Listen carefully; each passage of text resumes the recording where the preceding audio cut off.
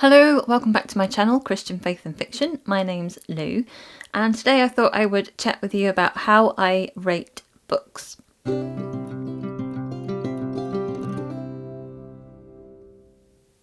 I've been changing up and adapting the way that I rate books over the last year or so.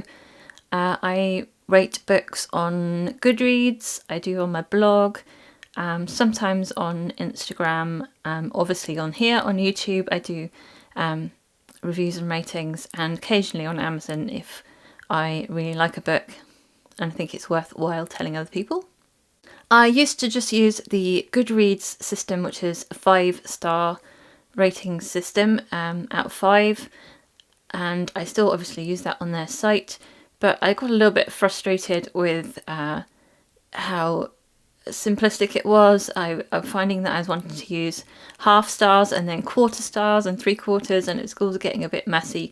So I started on my blog using a mark out of 10, which gives me a little bit more leeway to separate books out even when I like them a lot.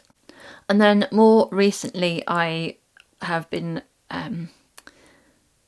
thinking about how to rate Christian fiction books in particular. So looking at specific areas of content, I didn't necessarily want to add that into the Goodreads score, so I set up a separate rating system for faith content, and that's kind of a rating out of 3, ranging from -3 to 3.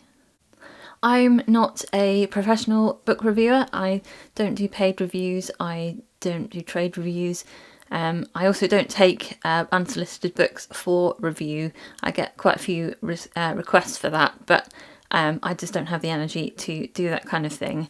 And I'm also not an academic reviewer. I don't do like a long critical analysis of books. I read purely for pleasure and for enjoyment and entertainment, and so my reading ratings are totally based on subjective things to do with my own reading experience of a book. I'm not looking at it as you would do for an essay, writing an essay. I'm not trying to look at it objectively or look at the themes and all the different things in it. I am purely rating it on my own personal experience of reading the book, and I definitely think you should take that viewpoint when you're looking at Goodreads, because I think a lot of us are just hobby readers. We like to read, we review, but we are just reviewing based on our enjoyment of the book. Another thing is that I always round up my ratings.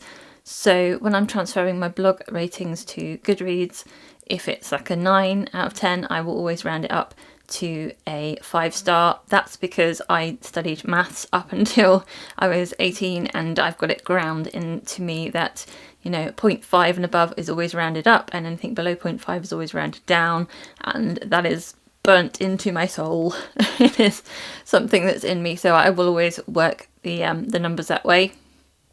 I think other people don't always do that. They won't give a 5-star to a book unless it's absolutely perfect, but that's just not how I work with those kind of numbers.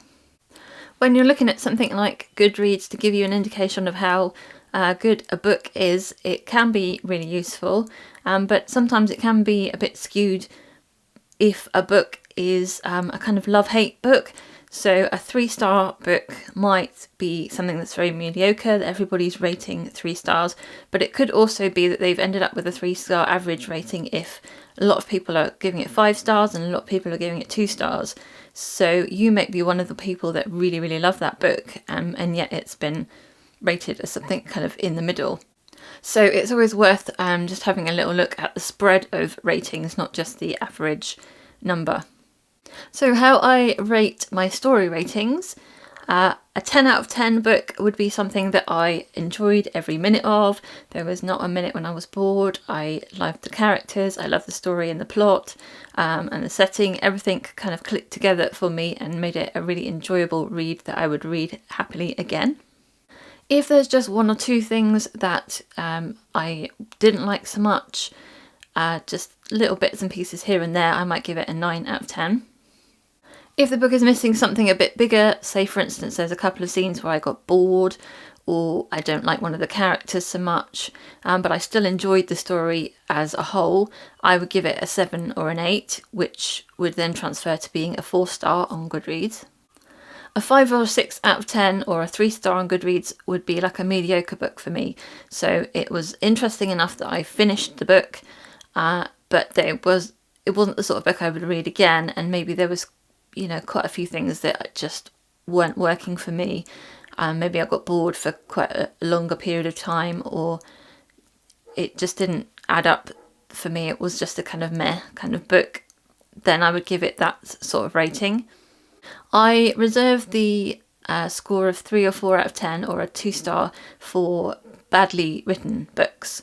So just things that just clearly aren't written very well. And then a 1 or a 2 out of 10 or a 1-star book I give just for problematic books, things that are offensive, things that I just don't want, I think people shouldn't read, and I wish I hadn't read. That's the sort of thing I would give a 1-star to. If you're following my reviews or my ratings on Goodreads, you probably will notice that I never seem to give books lower than a 3-star. That is because I DNF books, so I didn't finish books that I don't enjoy. If it looks like it's going to be like a 2-star or 1-star book, I'll just stop reading. And I personally never rate books or review books that I haven't finished. And the only exception might be if there really was something really problematic where I thought, all right, I'm just going to stop at this point and give it a 1-star. No matter what happens, it can't redeem itself. That would be the only case, but I don't think that's happened as of yet. So you probably see me giving sort of higher ratings. Most of the ratings I give tend to be 4 stars and 5 stars because I am quite particular about picking up books that I know that I'm going to enjoy.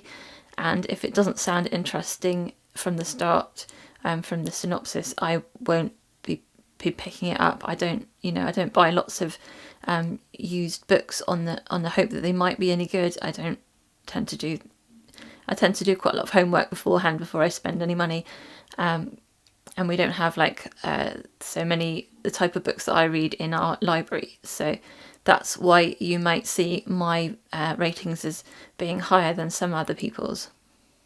Then finally, looking at the faith rating scale that I've just started using, this is the Christian faith rating. I've noticed a lot that there have been quite wide discrepancies between books that are rated as Christian fiction. Some of them are very much very strong on the faith content. Some of them really should be listed as clean content, but maybe they've got a Christian author. So for my 3 out of 3 rating, a book with that would have to have a clear Christian faith content that has a central role or a pivotal role in the story itself, so it actually impacts the story line and the plot and the way that the character arc goes. A rating of 2 would mean that the characters themselves are clearly Christian. They show very obviously that they are Christian, but the Christian faith element doesn't necessarily impact on the book or the story. For a rating of 1, then that means that there are some kind of Christian elements mentioned in the book, although it's not necessarily very much. So there's, mention that the character goes to church, or the mention that there's a Bible, but that you never see anything particularly happening. You don't get so many thoughts about God going on. It's just a brief mention. For a rating of 0, I would give that to a clean book. So there's nothing in it that's going to be problematic or offensive, but there's no Christian faith either.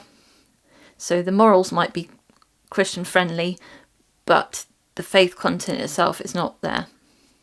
Then I've done some minus numbers as well. So a score of -1 would mean that it's not clean, i.e. it has some offensive language in it, or there's a sex scene in it, or something something along those lines. Those 2 particularly, I think.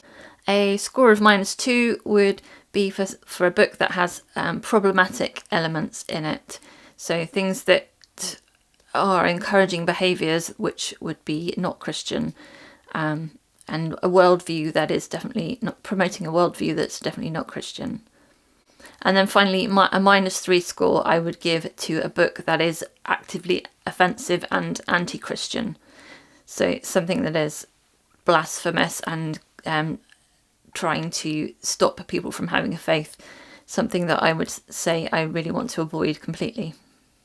Let me know down in the comments whether you rate books or review books, and if so, where you put your ratings and reviews, and also if you have a kind of scheme in mind in your own head of how you rate books, let me know that down in the comments.